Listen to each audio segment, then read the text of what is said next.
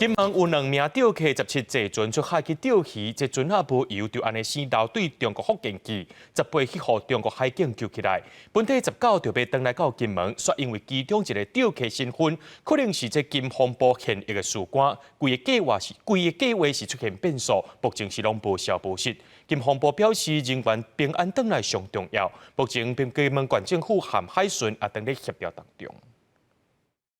金门防卫司令部一个姓吴的中士，17号困甲姓吴的朋友坐船去北定岛去库里亚钓鱼啊，因为大雾失去联络，后来因为动力消息，漂流去到福建围头湾的海域，18较前已经去互中国海警救起来。国台办暗时啊回应讲，2个人身体状况正常，会赶紧安排转去金门。有风声讲官邸暗算早起要去甲接，不过若像因为姓吴的男性是现役军人的身份变更，甲上头的计划产生变化。海上突发状况的人道救援是普世价值，现在最重要的是将2位平安顺利地接回金门。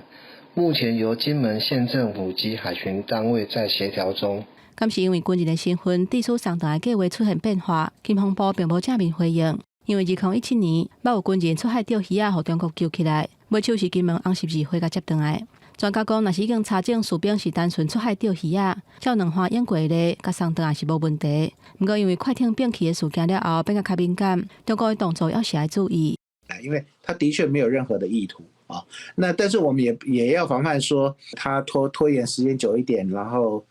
让金门这边焦虑，或者是必须要